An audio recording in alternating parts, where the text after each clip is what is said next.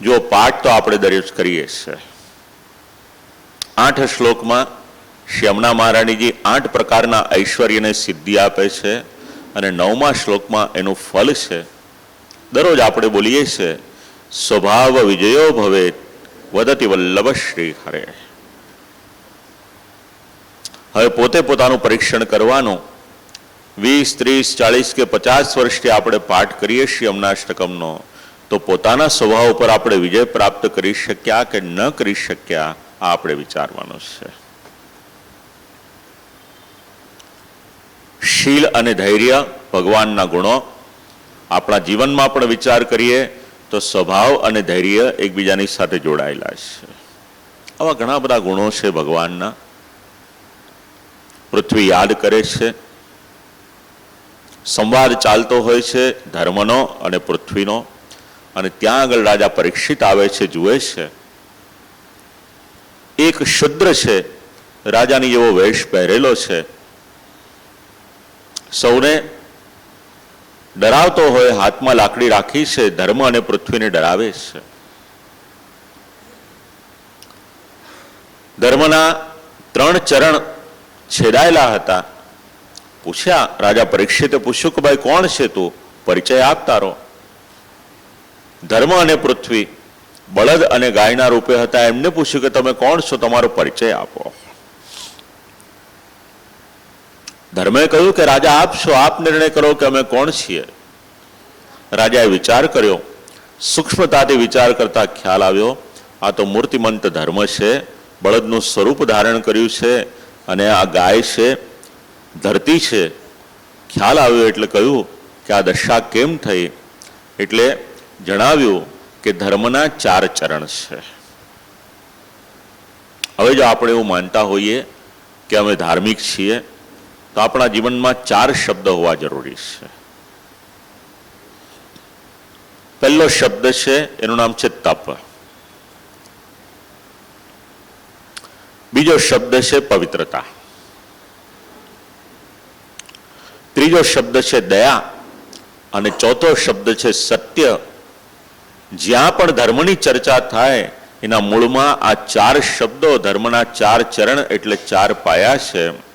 તપ, પવિત્રતા, દયા અને સત્ય જો આપણા જીવનમાં હોય તો સમજવાનું કે ધર્મની સાથે સંબંધ છે, અને આમાંથી જેટલું ઓછું હોય એટલો આપણે ધર્મની સાથે એટલો સંબંધ ઓછો છે, એટલે આપણા જીવનમાં એટલો ધર્મ ઓછો છે.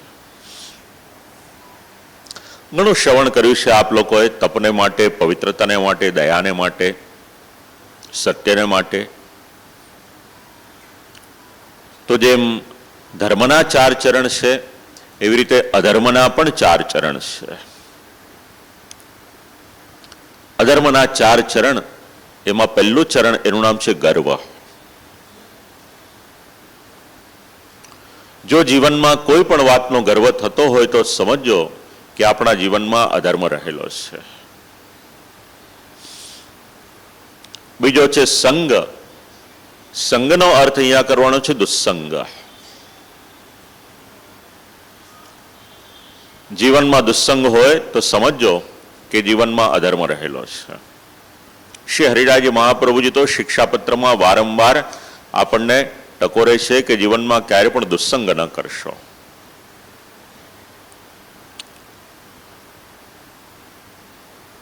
ત્રીજું ચરણ છે અધર્મનું, એનું નામ છે મદ, અને ચોથો શબ્દ છે એનું નામ છે અનૃત, અસત્ય. રાજાએ જોયું, કલિયુગે વિનંતી કરી કે રાજા મને રહેવાને માટેના સ્થાન આપ્યો. અભ્યર્થિતસ્તદા તસ્મૈ સ્થાનાની કલે દદૌ. એટલે રાજા પરીક્ષિતે જોયું કલિયુગમાં દોષ તો ઘણા બધા છે, પણ ગુણ એક મોટામાં મોટો છે. જીવ કેવળ ભગવાનનું નામ લેશે તો એનું કલ્યાણ થશે. માટે રાજા પરીક્ષિતે એને રહેવાને માટેના સ્થાન આપ્યા. હવે ક્યાં રહેલો છે કલિયુગ? શ્રીમદ ભાગવત સમજાવે છે આપણે સૌએ કલિયુગથી બચીને રહેવાનું. કલિયુગને રહેવાને માટેના સ્થાન એમાં દ્યુત એટલે જુગાર, પાન એટલે નશો કરાવે એવો કોઈ પણ પદાર્થ,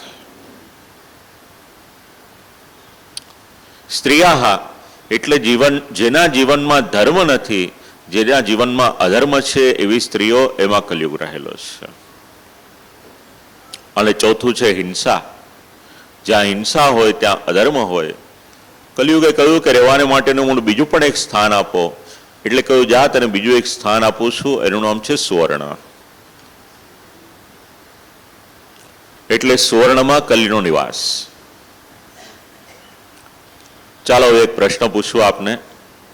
સુવર્ણમાં કલીનો નિવાસ હોય તો આપણે ઠાકોરજીને શૃંગાર ધરીએ છીએ, તેમાં પણ સુવર્ણનો વિનિયોગ કરીએ છીએ, તો સુવર્ણના શૃંગાર આપણે ધરીએ એ ધરવા જોઈએ કે ન ધરવા જોઈએ? હાજી, બરાબર છે, એકદમ બરાબર છે.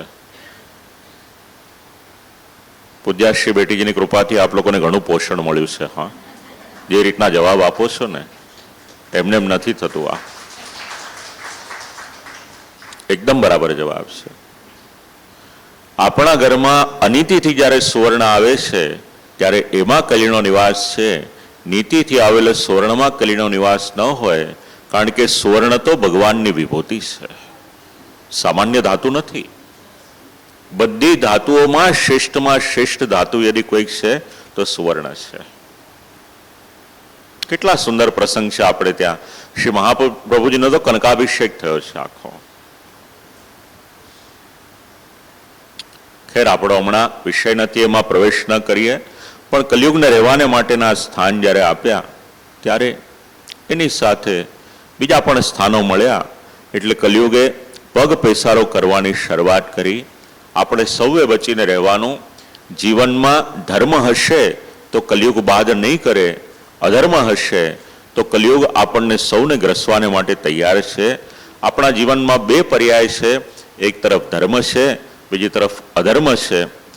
ધર્મ આચરણમાં મૂકીશું, આત્મકલ્યાણ થશે, અને અધર્મના માર્ગ ઉપર જઈશું તો કલયુગ આપણને પોતાની રીતે ગ્રસવાને માટે તૈયાર છે. નિર્ણય આપણે કરવાનો છે. તત્પશ્ચાત રાજા પરીક્ષિત શિકાર કરવાને માટે જાય છે. 18મા અધ્યાયમાં એનું નિરૂપણ છે. ભૂખ લાગે છે, તરસ લાગે છે, અને એક ઋષિની પરીક્ષા કરે છે જ્યારે ભૂખ અને તરસ લાગે છે ત્યારે. અને ઋષિની પરીક્ષા જ્યારે કરવામાં આવી, કંઠમાં સર્પ મૂક્યો, ઋષિના પુત્રએ શાપ આપ્યો, 7 દિવસના સમયની અવધિ આપી કે મૃત્યુ થશે. આપણા સૌના જીવનની સાથે જોડાયેલી આ વાત છે. રાજા પરીક્ષિતે કલયુગને રહેવાને માટેના સ્થાન આપ્યા, એટલા માટે બ્રાહ્મણનું અપમાન કરવાની બુદ્ધિ એને થઈ છે. સ્પર્શાસ્પર્શનો ખૂબ વિચાર આપણો ધર્મશાસ્ત્ર કરે છે, અને ખાસ કરીને પુષ્ટિ માર્ગ. ક્યાં સ્પર્શ કરવો, ક્યાં ન કરવો, ખૂબ વિચાર કરવા જેવી વાત છે. બહુ નાની નાની વાતો હોય છે, પણ એની અસર બહુ ગંભીર થતી હોય છે. ચા પીધી આપણે, જે પહેલાથી ચા પીધી આપણે મોઢેથી લગાડીને ચા પીધી, હવે ચાનો પહેલો આપણે જ્યાં પણ મૂકીએ પછી આપણે હાથ ખાસા કરવા પડે. અને જો ટેબલ ઉપર મૂક્યો હોય તો ત્યાં પણ પોતનું આપણે જ્યાં સુધી ન કરીએ ત્યાં સુધી ભલે દેખાવમાં એ સ્થાન આપણને સ્વચ્છ લાગતું હોય, પણ ધર્મશાસ્ત્રની દ્રષ્ટિએ એ સ્થાનમાં શુદ્ધિ નથી. ટેબલ હોય કે કોઈ પણ સ્થાન હોય ત્યાં પોતનું ન કરીએ ત્યાં સુધી શુદ્ધ ન થાય. લગભગ ઘણી વખત જોવા મળે છે, નાસ્તો કરતા હોય કે ભોજન કરતા હોય ને કોઈનો ફોન આવે એટલે તરત લઈને પાછો મૂકી દે. હવે જરા વિચાર કરવાનો, એ ફોન ઉચ્છિષ્ટ થાય કે ન થાય, ફોનની શુદ્ધિ જળવાય કે ન જળવાય, આ પણ વિચારવા જેવું છે. હવે સ્પર્શ કરીએ છે એની અસર કેટલી થાય છે, શ્રીમદ ભાગવત અને શ્રી મહાપ્રભુજી આપણને જણાવે છે. કલીને રહેવાનું સ્થાન આપ્યું, એનો સ્પર્શ થયો, એટલા માટે બ્રાહ્મણનું અપમાન કરવાની બુદ્ધિ થઈ છે. કારણ કે દુષ્ટ કલીને સ્થાન આપ્યું, શ્રી મહાપ્રભુજી આજ્ઞા કરે, આ બુદ્ધિ પણ ભગવાને ઉત્પન્ન કરી, કારણ કે રાજા પરીક્ષિતનું રક્ષણ ભગવાને કર્યું હતું. વિચાર કર્યો મૃત્યુ તો આવવાનું છે, નિમિત્ત તક્ષકને બનાવી દઉં છું, જેથી અગ્નિદાહ આપવો ન પડે, તક્ષકનો દંશ થાય અને એનો દેહ બળી જાય. જ્ઞાનરૂપી અગ્નિથી દેહ બાળવાને માટે આ વિચાર કર્યો છે. તત્પશ્ચાત 19મો અધ્યાય, એમાં રાજા પરીક્ષિત સર્વસ્વનો ત્યાગ કરીને નીકળે છે, ગંગાજીના તટ ઉપર આવે છે. રાજ્યનો ત્યાગ કર્યો. રાજાને ખૂબ પશ્ચાતાપ થયો કે મેં ઋષિનું પરીક્ષણ કર્યું આ રીતે, અને પશ્ચાતાપ થયો એટલે રાજ્યનો ત્યાગ કરીને આવ્યા છે. ત્યાગ કરવો બહુ અઘરો છે, બોલવું સરળ છે. પોતાની પાસે એક સામાન્ય વસ્તુ હોય ને એ પણ કોઈને આપવાની હોય ને તો એ પણ આપવી બહુ અઘરી છે. તો રાજાએ તો સમસ્ત રાજ્યનો ત્યાગ કરીને નીકળ્યા છે. જરા કલ્પના કરી જુઓ. સર્વસ્વનો ત્યાગ કરીને નીકળ્યા, ગંગાજીના તટ ઉપર આવે છે, પ્રાયોપવેશ વ્રત લે છે, એટલે ભોજન પણ નહીં કરવાનું અને જલ પણ નહીં પીવાનું. 7 દિવસ સુધી વ્રત લીધું છે, જ્યાં સુધી મૃત્યુ ન આવે. કારણ કે જે ભૂખ તરસને કારણે મારી આવદશા થઈ, લાવો એ ભૂખ તરસનો ત્યાગ કરી દઉં. અને ત્યાં ઋષિમુનિઓનું આગમન થાય છે. અચાનક આગમન થયું. શ્રી મહાપ્રભુજી જણાવે છે, ઋષિમુનિઓ ત્રિકાલ જ્ઞાની છે, એટલે એમને ખ્યાલ હતો કે અમુક સમયે અમુક દિવસે રાજા પરીક્ષિત અહીંયા આગળ આવશે, પ્રશ્ન પૂછશે, અને એના ઉત્તરમાં સુખદેવજી મહારાજ શ્રીમદ ભાગવતજીની કથા કરશે. માટે આ બધા ઋષિમુનિઓ ત્યાં આવેલા છે. જો શ્રી મહાપ્રભુજી આ ચિંતન ના આપે તો આપણે સમજી ન શકીએ કે અચાનક ઋષિમુનિઓ ક્યાંથી પધાર્યા છે. આખી સંસ્કૃતિ છે ઋષિમુનિઓની. પ્રકાંડ જ્ઞાતા વિદ્વાન ઋષિમુનિઓ ત્યાં આગળ આવ્યા છે. એમાં શ્રી વેદવ્યાસજી પણ પધાર્યા છે અને દેવર્ષિ નારદજી પણ પધાર્યા છે.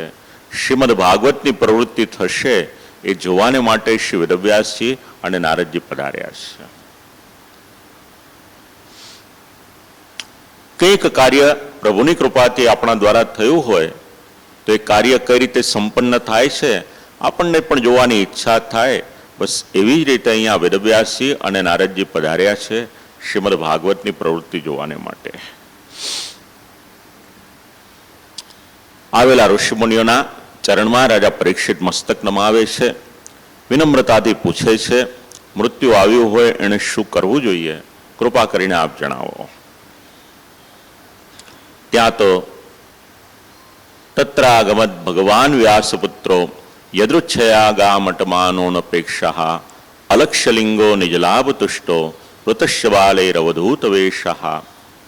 16 વર્ષની જેમની આકૃતિ છે, શ્યામ સ્વરૂપ છે, વાંકોડિયા કેશ છે, આજાન બાહુ છે, ખૂબ જ સુંદર જેમનું સ્વરૂપ છે, એવા શ્રી સુખદેવજી મહારાજ ત્યાં આગળ પધારે છે. પરિચય આપ્યો કોણ છે એટલે કહ્યું સાક્ષાત મહાદેવજીનો અવતાર છે. ગઈકાલે આપણે આ વિષય ઉપર વિચાર કર્યો છે, વધારે વિવરણ નથી કરતો, 2-4 વાક્યમાં જણાવું છું. સાક્ષાત શ્રી મહાદેવજીનો અવતાર છે. શ્રીમદ ભાગવતજીની પ્રવૃત્તિ કરવાને માટે પધાર્યા છે અને રાજા પરીક્ષિતને જ્ઞાન આપવાનું છે. ઈશ્વર દ્વારા જ્ઞાન મળે, હૃદયારૂઢ થાય, માટે શ્રી સુખદેવજી મહારાજ ત્યાં આગળ પધાર્યા છે. અને શ્રી મહાપ્રભુજી આજ્ઞા કરે. શ્રી મહાદેવજી કાશીમાં બિરાજમાન છે અને કાશીમાં બિરાજમાન રહી અને શ્રી મહાદેવજી જ્ઞાનનો ઉપદેશ કરે છે. અને જો પુષ્ટિ માર્ગની સાથે પણ કાશી નગરીનો વિચાર કરીએ તો શ્રી મહાપ્રભુજીના 3 બેઠકજી કાશીમાં બિરાજમાન છે.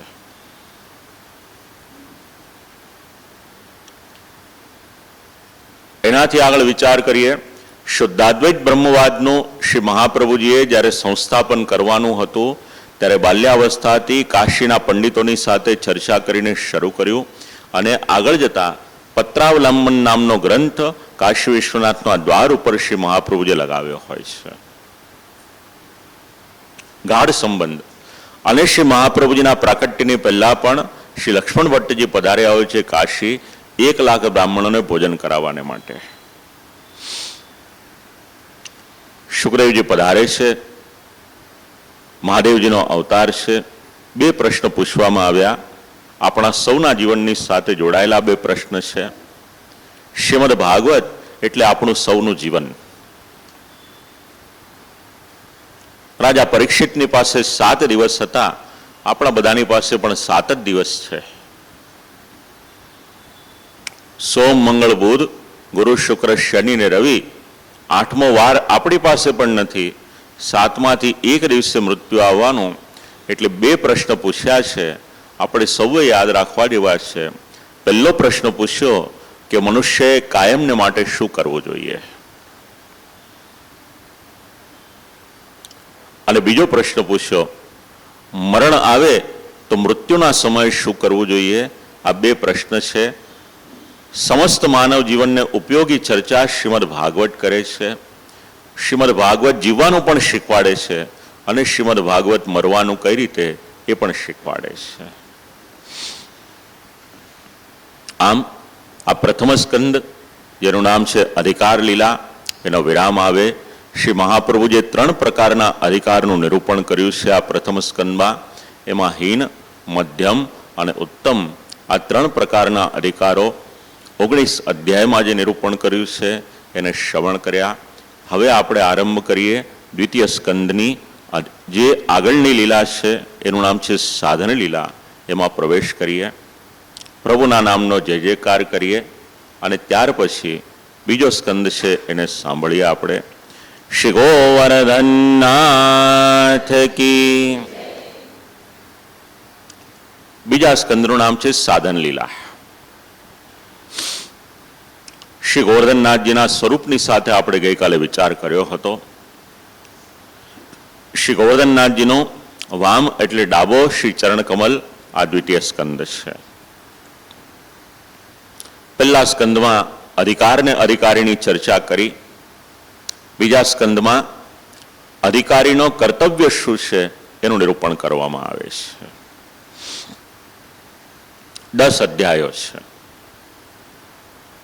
એક વાક્યમાં વિચાર કરવો હોય, યાદ રાખવું હોય તો રાખજો. કહેવાનું તાત્પર્ય એટલું જ છે, જ્ઞાન મેળવવાનું અને ભગવાનની સેવા કરવાની. બસ આટલામાં બીજા સ્કંદનો આખો અર્થ વિચારવો હોય તો વિચાર કરી શકાય. કેવળ જ્ઞાન મેળવીએ એ પર્યાપ્ત નથી. જ્ઞાન મેળવ્યા પછી ક્રિયા કરવી પણ જરૂરી છે. રોટલી બનાવવાનું જ્ઞાન આપણને આવડી જાય, સમજણ પડે, પણ જ્યાં સુધી રોટલી બનાવીએ નહીં, ક્રિયા ન કરીએ, ત્યાં સુધી ઠાકોરજીને ભોગ પણ ન ધરાય અને આપણી આંતરડી પણ ન ઠરે. માટે કેવળ જ્ઞાન પર્યાપ્ત નથી. જ્ઞાનની પછી જાણ્યું હોય એ મુજબની ક્રિયા કરવી જરૂરી છે. માટે જ્ઞાન પ્રાપ્ત કરવાનું અને ક્રિયામાં ભગવાનની સેવા કરવાની આ બીજો સ્કંદ સમજાવે છે.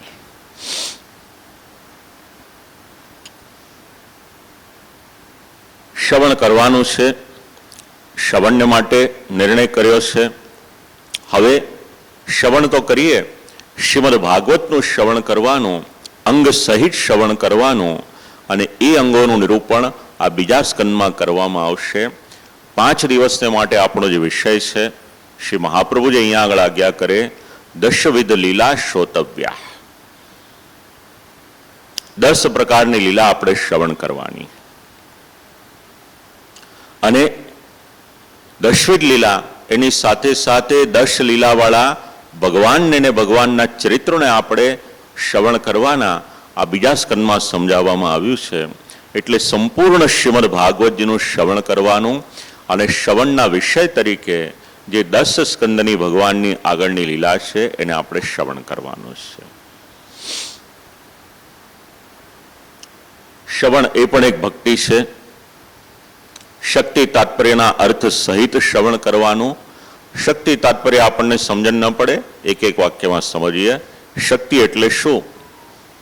કોઈ શબ્દ હોય એ શબ્દનો અર્થ આપણને સમજાય એના માટે રહેલી શક્તિ છે. સાંભળીએ ઘણું બધું, પણ કદાચ કોઈક શબ્દનો અર્થ ન સમજાય આપણને, પણ જો અર્થ સહિત આપણે સમજીએ તો આ શબ્દનો અર્થ જણાવનાર જે પણ હોય એની સત્તા, એનું નામ શક્તિ છે. ભગવાનની દશવિધ લીલા એને શ્રવણ કરવાની. હવે આ શ્રવણના 3 અંગ, આ દ્વિતીય સ્કંદના 3 પ્રકરણ વિભાગ છે. એમાં પહેલું અંગ છે એનું નામ છે તત્વધ્યાન. વિચાર કરીએ છીએ આપણે હમણાં એનો તત્વધ્યાન.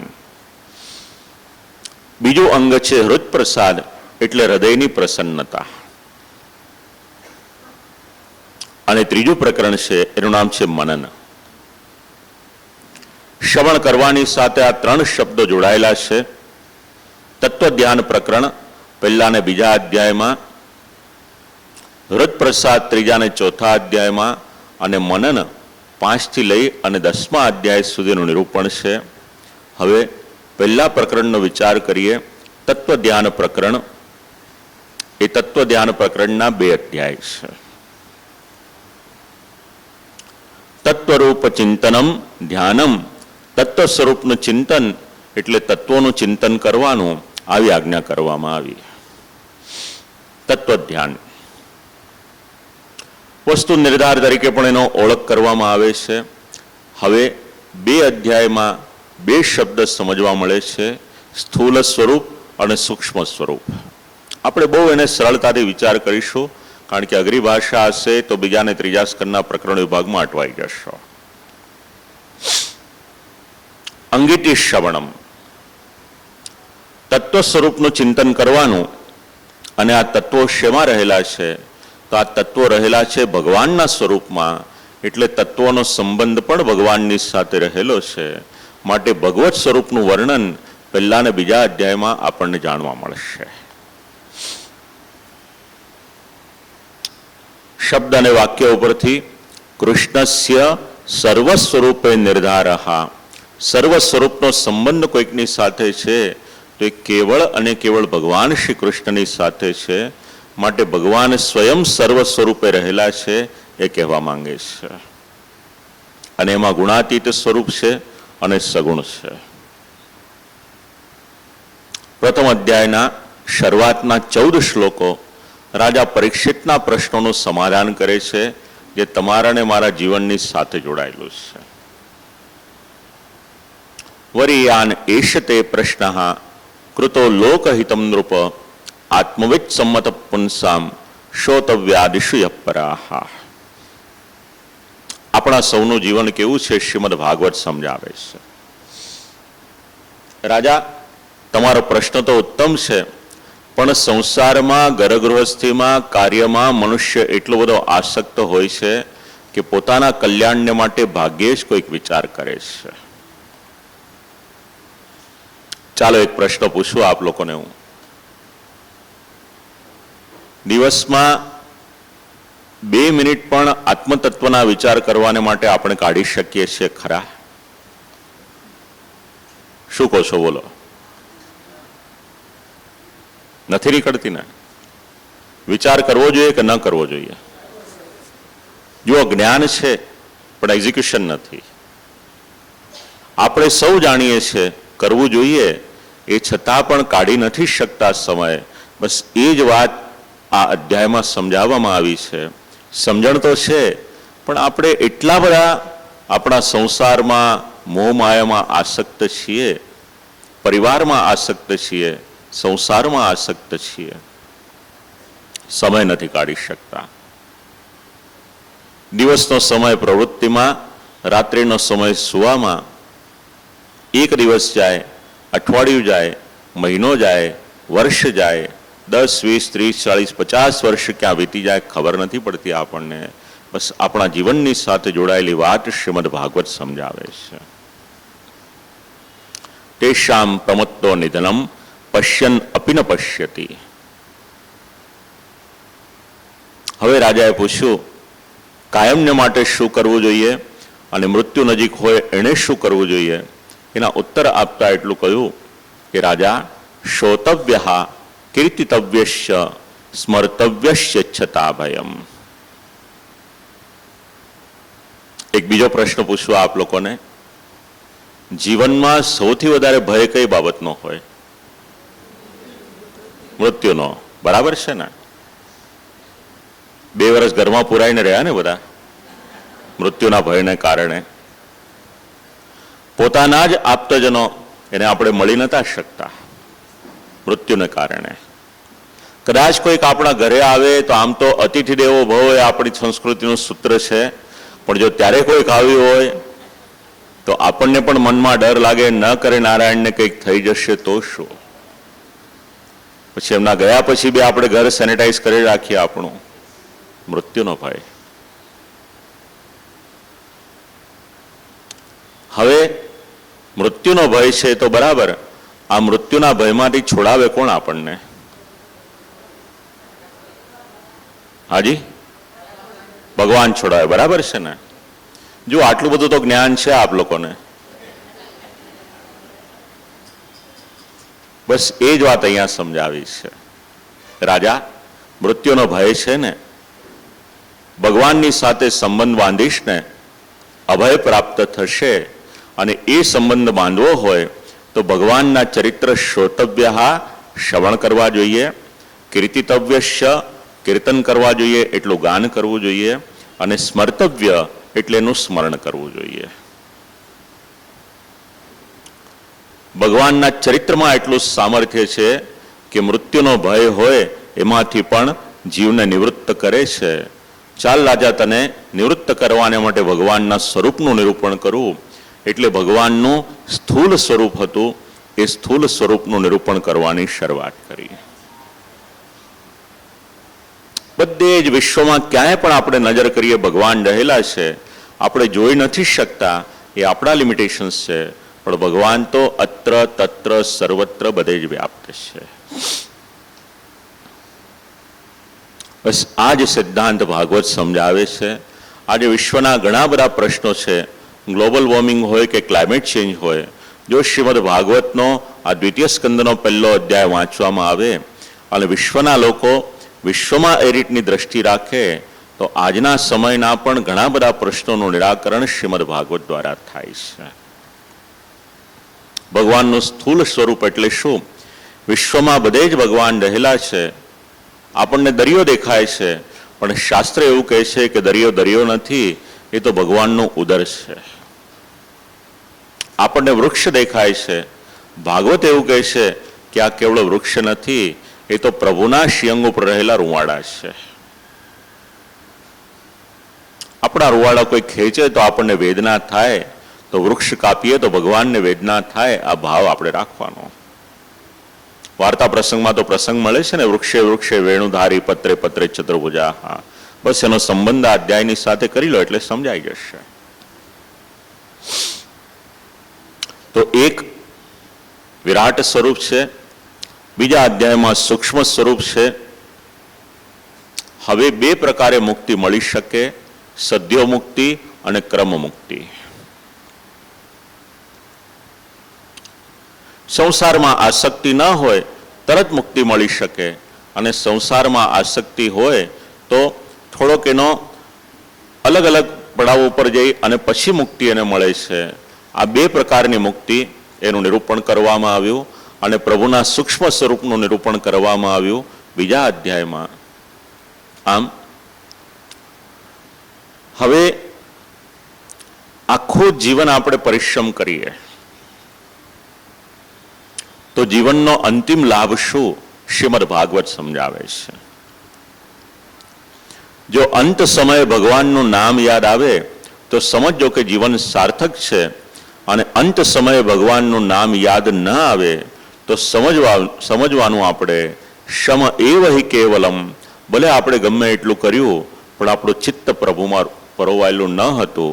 ચિત્ત પ્રભુમાં નહીં હોય તો અંત સમયે પ્રભુનું નામ યાદ નહીં આવે, અને જો ચિત્ત પ્રભુમાં પરોવાયેલું હશે તો અંત સમયે કેવળ અને કેવળ પ્રભુનું જ નામ યાદ આવશે.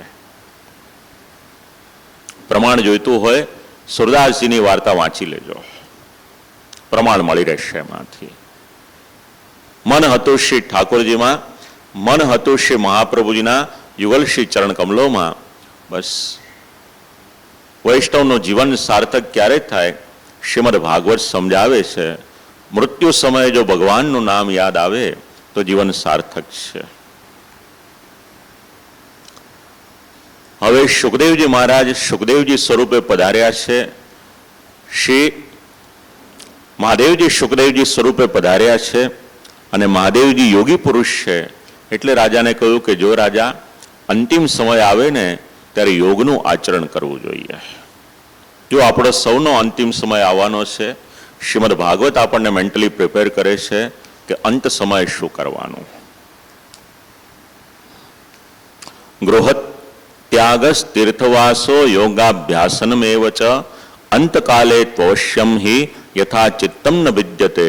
શ્રી મહાપ્રભુજી આ વચન આપે કે અંત સમય આવે, સુખદેવજી મહારાજ યોગનો ઉપદેશ આપે છે અને યોગ સિદ્ધ કરવાનો હોય એટલે એના 3 અંગ છે.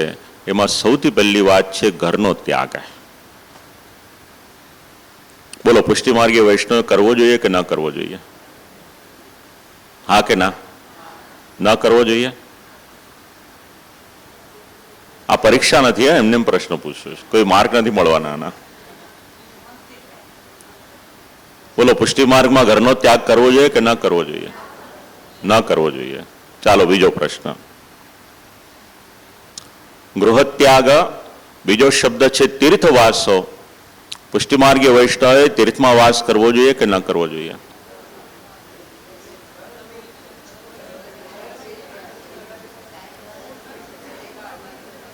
ગૂંચવાડો થઈ ગયો. ચાલો ત્રીજો પ્રશ્ન પૂછો.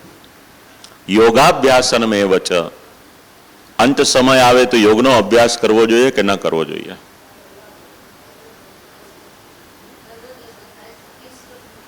હા,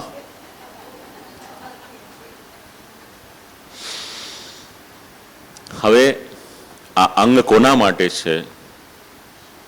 સુખદેવજી મહારાજ મહાદેવજીનો અવતાર છે અને મહાદેવજીએ યોગ સિદ્ધ કર્યો હતો એટલે રાજાને સૌ પ્રથમ યોગનો ઉપદેશ આપ્યો. જો યોગનું આચરણ કરવું હોય તો અંત સમયે ઘરનો ત્યાગ કરવો જોઈએ. પણ આપણા ઘરમાં ઠાકોરજી બિરાજમાન હોય તો આપણે ઘરનો ત્યાગ કરીને મતલબ નથી. યોગ સિદ્ધ કરવો હોય, જરૂર પડે તો તીર્થમાં વાસ કરવો જોઈએ. પણ જો યોગ સિદ્ધ ન કરવો હોય તો જરૂરી નથી કે આપણે તીર્થમાં વાસ કરીએ.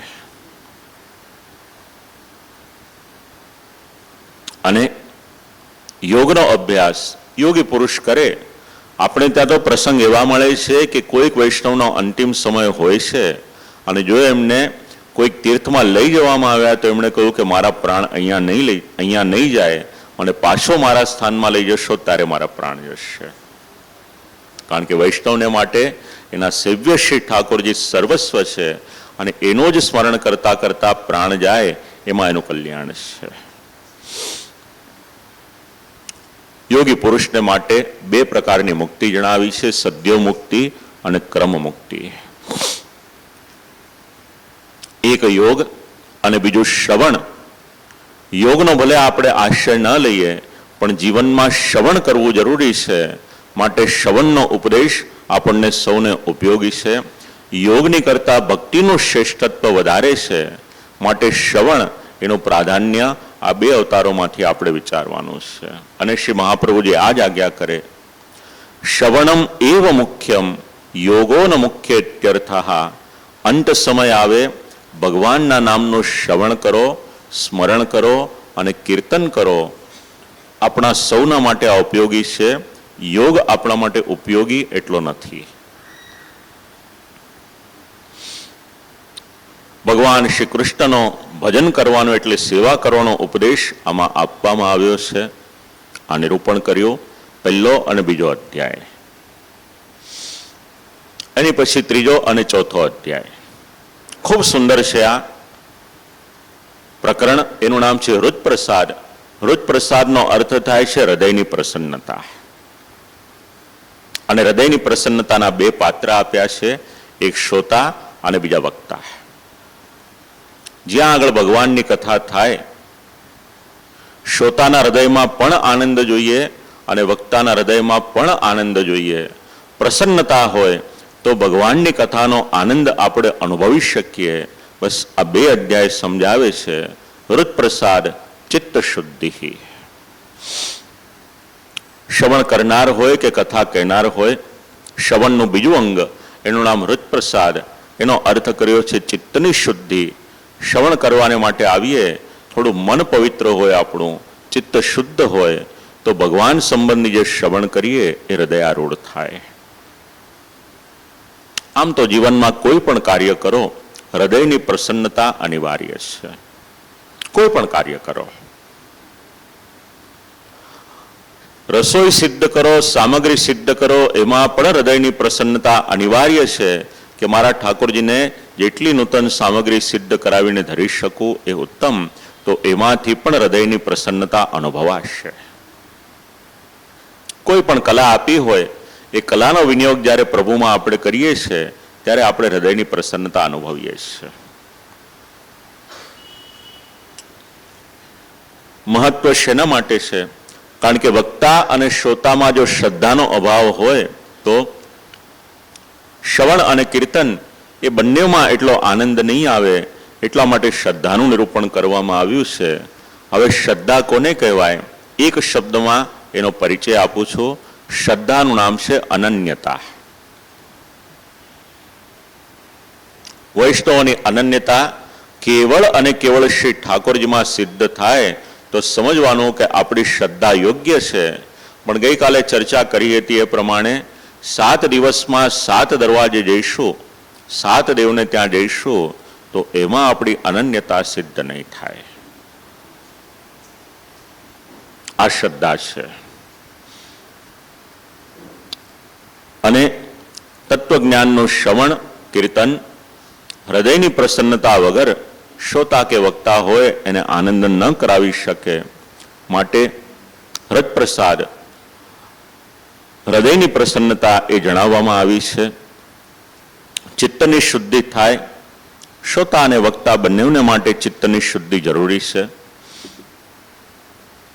અને એમાં શ્રોતા જે શ્રવણ કરનાર હતા એમાં 28 તત્વોનું નિરૂપણ કરવામાં આવ્યું.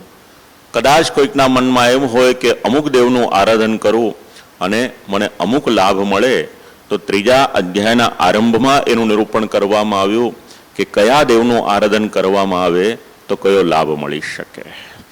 28 તત્વો છે, માટે 28 દેવોનું નિરૂપણ એમાં કરવામાં આવ્યું છે. શ્રવણ કરનાર શ્રોતાના હૃદયની પ્રસન્નતા, શૌનક મુનિ છે એમના હૃદયની પ્રસન્નતા જણાવી. શૌનક મુનિ જ્યારે ભગવાનના ચરિત્ર શ્રવણ કરે છે ત્યારે પ્રસન્નતા જણાવતા એવું જણાવ્યું કે આ અધ્યાયમાં 2 વાત સમજાવી છે. લખી રાખવા જેવી યા તો યાદ રાખવા જેવી વાત છે.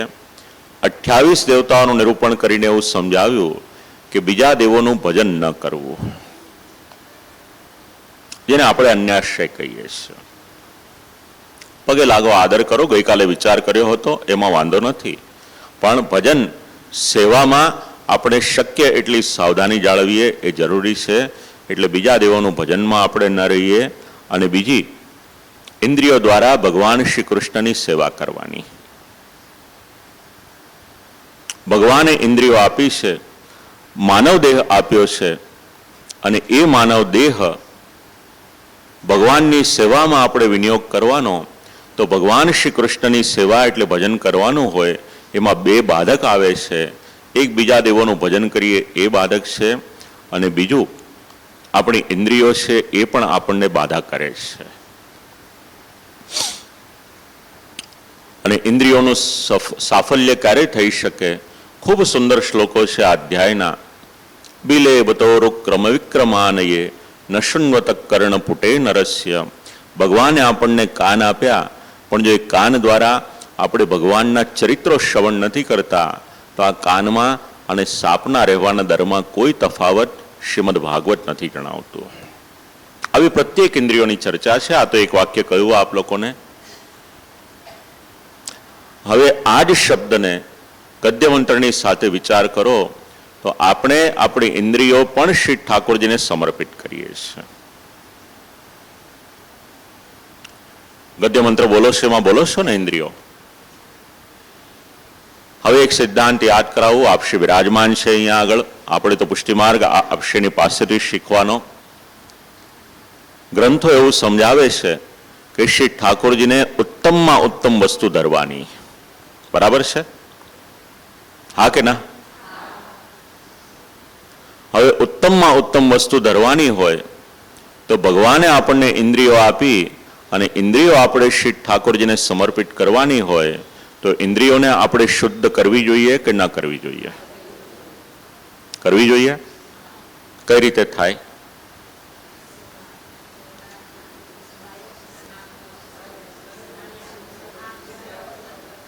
હાજી,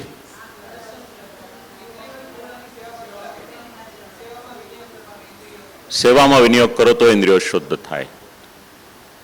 પણ એ તો આપણે વિનિયોગ કર્યો, એની પહેલા શુદ્ધ કરવાની. આપણે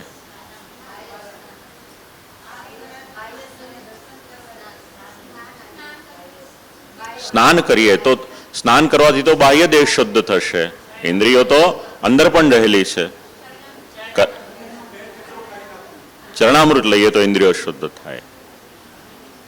ચાલો થોડું વિચારજો, કાલે જવાબ આપીશ. જવાબ સાંભળવો છે આજે? ચાલો તો પ્રેમથી જય જયકાર કરો એકવાર. શ્રી ગોવર્ધનનાથ કી. જો આ બધા સત્રોની આવશ્યકતા શેને માટે છે આપને જણાવો. હું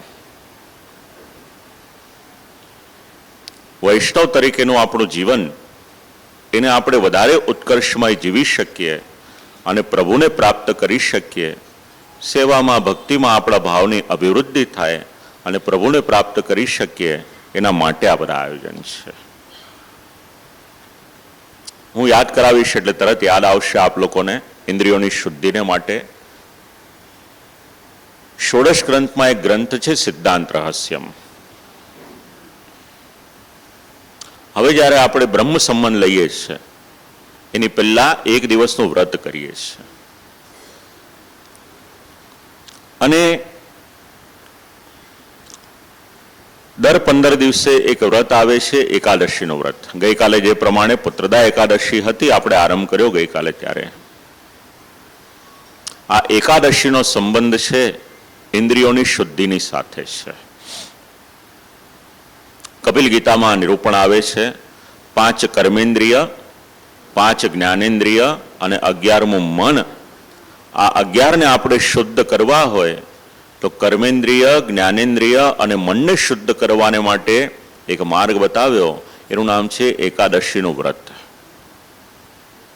એકાદશી જ્યારે કરીએ છીએ ત્યારે આપણી 11 ઇન્દ્રિયો છે શુદ્ધ થાય છે. ઇન્દ્રિયોને શુદ્ધ કરવાને માટે એકાદશીનું વ્રત છે. પછી વિજ્ઞાનમાં તો ઘણું બધું સંશોધન થયું છે, પણ આપણે આટલું યાદ રાખીશું તો પણ ઘણું છે. પણ એકાદશી કઈ રીતે કરવાની એ પણ વિચાર કરજો. હા, જો બધા ચતુર્થોને સમજી ગયા ને તરત.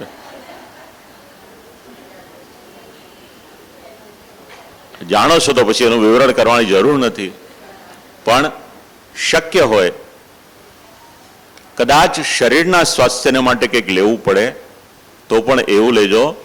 કેવળ અને કેવળ આપણી રસનાના પોષણને માટે નહીં, દેહના પોષણને માટે જેટલું જરૂર હોય એટલું અવશ્ય લેજો. અને શાસ્ત્ર તો ત્યાં સુધી છૂટ આપે છે, એક અવસ્થા થાય ને પછી કદાચ સ્વાસ્થ્ય સારું ન રહેતું હોય ને એકાદશી ન કરો તો બહુ બાદ નથી. ઘણી બધી છૂટ આપી છે ધર્મશાસ્ત્રએ. તો શ્રોતા તરીકે શૌનક મુનિ અને બાકીના મુનિઓ છે, ઋષિ મુનિઓ છે, સૂત મહર્ષિની પાસે પોતાના હૃદયના ભાવ જણાવે છે કે ભગવાનના ચરિત્ર શ્રવણ કરવામાં અમને ખૂબ જ આનંદ આવે છે. આ શ્રોતાઓના હૃદયમાં રહેલી પ્રસન્નતા, એનું નામ છે શ્રોતાઓનો હૃદ પ્રસાદ. એની પછી વક્તા. વક્તા તરીકે શ્રી સુખદેવજી મહારાજ. રાજા પરીક્ષિતે પોતાના હૃદયની પ્રસન્નતા જણાવી અને રાજ્યનો ત્યાગ કર્યો પણ સબકોન્શિયસ માઇન્ડમાં મમતા રહેલી હતી. શેષ મમતાનો ત્યાગ કરી સુખદેવજી મહારાજની પાસે જણાવ્યું કે મારું હૃદય એટલું બધું પ્રસન્ન થયું, કેવળ 3 અધ્યાયની કથા સાંભળી એમાં તો બધા જ પ્રકારનો ભય જતો રહ્યો, મન પ્રસન્ન થયું અને એ પ્રસન્નતાને અભિવ્યક્ત કરી એ શ્રોતા તરીકે સુખદેવજી મહારાજના હૃદયનો રજ પ્રસાર અને પરીક્ષિત રાજાના હૃદયનો રજ પ્રસાર અને વક્તા તરીકે શ્રી સુખદેવજી મહારાજના હૃદયનો પ્રસાદ પ્રસન્નતા, એનું નામ સુખદેવજી મહારાજે ભગવાનની સ્તુતિ કરી, જેને 4થા અધ્યાયમાં સુખદેવજી મહારાજે કરેલું મંગલાચરણ એ પ્રમાણે ઓળખવામાં આવે છે. જ્ઞાનમ સર્વમ હરિરીતિ, ભગવાન જ ભજન કરવા યોગ્ય છે. પરીક્ષિત રાજાને પણ જ્ઞાન થયું કે ભગવાન જ સર્વ કંઈ થયેલા છે અને એ ભગવાન સર્વ કંઈ થયા હતા એમનું નિરૂપણ શ્રીમદ ભાગવત કરે. સુખદેવજી મહારાજે પ્રભુને પ્રસન્ન કરવાને માટે સ્તુતિ કરી, મંગલાચરણનું ગાન કર્યું. નમસ્તસ્મે ભગવતે વાસુદેવાય વેદસે પપરો જ્ઞાનમયમ સૌમ્યા યન્મુખાંબુરુહાસવમ. આપણે ત્યાં જ્યારે શ્રી ઠાકોરજીને પુષ્ટ કરવામાં આવે છે ત્યારે શ્રી સુખદેવજી મહારાજે જે ગાન કરેલું છે એ શ્લોકનો પણ ઉચ્ચાર કરવામાં આવે છે. એટલું મહાત્મ્ય આ 4થા અધ્યાયના શ્લોકોનું છે. સેવાની સાથે સીધો સંબંધ છે એનો. આમ 2 પ્રકરણ થયા. ત્રીજું પ્રકરણ વિચારીએ, એનું નામ છે મનન. 5મા અધ્યાયથી 10મા અધ્યાયમાં એટલે શ્રવણ કરવાને માટેનું ત્રીજું અંગ એનું નામ છે મનન. મનનમ ચ તૃતીયમ અંગમ. વિમર્શ કરવામાં આવ્યો, વિચાર કરવામાં આવ્યો, એનાલાઇઝ કરવામાં આવે. મનન આ ત્રીજું સાધન છે. ત્રીજા સાધન તરીકે નિરૂપણ કર્યું. એમાં 5મા અધ્યાયમાં મૂર્ત જળ પદાર્થોની ઉત્પત્તિનું નિરૂપણ કરવામાં આવે છે. કહેવાનું તાત્પર્ય એટલું છે, વિશ્વમાં જે કંઈક દેખાય છે ભગવાન સ્વયં આ પદાર્થ માત્ર થયા છે અને એ જ ભજન કરવા યોગ્ય છે. આ જ્ઞાન ક્યાંકથી થાય છે તો શ્રીમદ ભાગવતમાંથી થાય છે. ગઈકાલે આપણે ચર્ચા કરી હતી, બધા ગ્રંથો વાંચો તોય ભાગવત વાંચવું પડે, કંઈ ન વાંચો તો પણ ભાગવત વાંચવું પડે. બસ એનો જ સંદર્ભ અહીંયા પણ લેવામાં આવ્યો છે. વિશ્વનું જ્ઞાન ક્યારે થઈ શકે શ્રીમદ ભાગવત સમજાવે છે આ 5મા અધ્યાયમાં. દેવર્ષિ નારદજીએ ઘણું વાંચ્યું વિચાર્યું હતું પણ શ્રીમદ ભાગવતનું જ્ઞાન ન હતું, માટે બ્રહ્માજીને પ્રશ્ન પૂછ્યા અને બ્રહ્માજીએ એના ઉત્તર આપ્યા. અનિત્ય એટલે મૂર્ત જળ પદાર્થોની ઉત્પત્તિ, જનન ઉત્પન્ન થવું, પછી નિત્ય હદવાળા પદાર્થો એનો સમાગમ થાય અને હદ વિનાના પદાર્થો હોય ભગવાનનો પ્રાકટ્ય થાય છે. આનું નિરૂપણ કરવામાં આવ્યું. મૂળ સ્વરૂપની જ્યારે ભક્તિ કરવામાં આવે છે ભક્તિ માર્ગ પ્રમાણે ત્યારે ભજન સિદ્ધ થાય છે અને એટલા માટે ભગવાન પુરુષોત્તમની ભક્તિ થાય. એટલા માટે 7મા અધ્યાયમાં ભગવાનના અવતારોની કથાનું નિરૂપણ કરવામાં આવ્યું છે. અલગ અલગ અવતારો છે. આપણે એવું માનીએ છીએ 24 અવતારો, ગઈકાલે ચર્ચા કરી હતી. મુખ્ય 10 માનીએ છીએ, પણ શ્રીમદ ભાગવત એવું કહે છે કે ભગવાનના અવતારો તો અસંખ્ય છે. ગઈકાલે 6 પ્રશ્ન વિચાર્યા હતા. એમાં એક પ્રશ્ન એ પણ હોય છે કે ભગવાનના અવતારોની કથા જણાવો. આ 7મા અધ્યાયમાં એક શ્લોકમાં ભગવાનના અવતારો અને સુબોધિનીજીમાં શ્રી મહાપ્રભુજી આજ્ઞા કરે શ્રી ઠાકોરજીના શ્રીઅંગ ઉપર રહેલા એક સુંદર મજાના અલંકાર, આભૂષણ, શૃંગારની સાથે ભગવાનના એક અવતારનો સંબંધ છે. 8મા અધ્યાયમાં રાજા પરીક્ષિત અનેક પ્રશ્ન પૂછે છે. કદાચ શ્રીમદ ભાગવતમાં એક અધ્યાય એવો છે જેમાં સૌથી વધારે પ્રશ્નો પૂછવામાં આવ્યા છે. અને ઉત્પત્તિ સંબંધી પ્રશ્નો એની ચર્ચા કરવામાં આવી. 9મા અધ્યાયમાં શ્રી સુખદેવજી મહારાજ એ પ્રશ્નોના ઉત્તર આપે છે. રાજા પરીક્ષિતની શંકાનું સમાધાન કરવામાં આવ્યું છે. જ્યારે શ્રી મહાપ્રભુજી બિરાજમાન હતા, ઘણા વૈષ્ણવોના મનમાં ઘણા પ્રશ્નો થતા હતા અને એ પ્રશ્નો જ્યારે પૂછવામાં આવ્યા, બસ એના જ પ્રમાણરૂપે આપણને ખૂબ ઉત્તમ સાહિત્ય મળ્યું, ષોડશન મળ્યા. કઈ રીતે આપણને વાર્તા પ્રસંગમાં પણ આપણે વિચારીએ, 84 વૈષ્ણવના વાર્તા પ્રસંગ વાંચીએ, આપણે ઘણા બધા સિદ્ધાંતો આપણને મળે છે.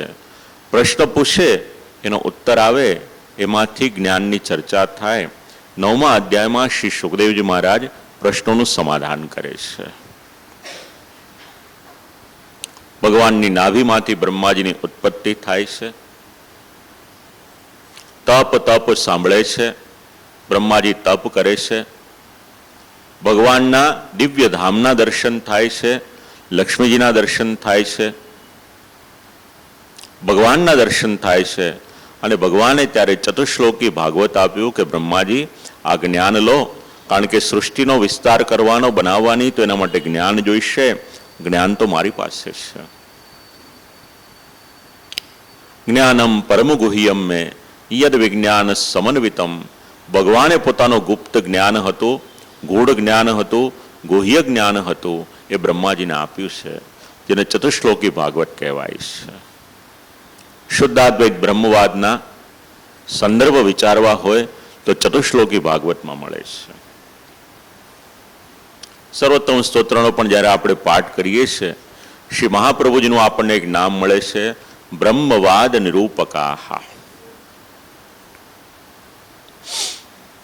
શ્રી મહાપ્રભુજીએ માયાવાદનું નિરાકરણ કરી અને બ્રહ્મવાદની સ્થાપના કરી. પુષ્ટિ માર્ગમાં છીએ આપણે, શક્ય હોય જીવનમાં શુદ્ધાદ્વૈત બ્રહ્મવાદ અવશ્ય સમજજો. ભલે બહુ ડિટેલમાં ન જાઓ, આપણે કંઈ વેદાંતની પદવી નથી લેવી, પણ બેઝિક નોલેજ તરીકે જીવ, જગત, બ્રહ્મ અને માયા, આ 4 શબ્દ સમજો, જીવનમાં ઉપયોગી થશે. કારણ કે બ્રહ્મવાદની વાત આવે, ફિલોસોફીની વાત આવે એટલે આપણું મન થોડું સુસ્ત થઈ જાય. પણ જાણવા જેવું છે. અવિકૃત પરિણામવાદ છે, એ પણ જાણવા જેવો છે. આના વિષયમાં પણ જ્ઞાનની બહુ ચર્ચા કરીશ તો થોડું આપ લોકોને મૂંઝવણ થશે. શુદ્ધાદ્વૈત બ્રહ્મવાદ ચતુશ્લોકી ભાગવતજીની સાથે વિચાર કરવા જેવો છે. આમ બ્રહ્માજીને જ્ઞાન આપ્યું, આજ્ઞા આપી, સૃષ્ટિનું નિર્માણ કરો, વિસ્તાર કરો.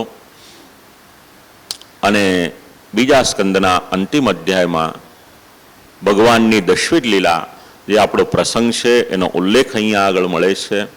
અત્ર સર્ગો વિસર્ગશ્ચ સ્થાનમ પોષણમૂતયા મન્વંતરે શાનુકથા નિરોધો મુક્તિરાશ્રયા.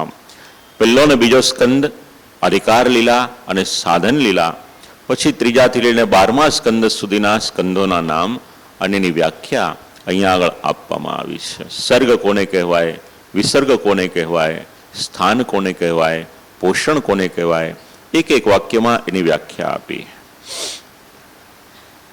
અને શ્રી મહાપ્રભુજીએ આ શ્લોકોના સંદર્ભમાં પ્રભુનું એક નામ આપ્યું છે.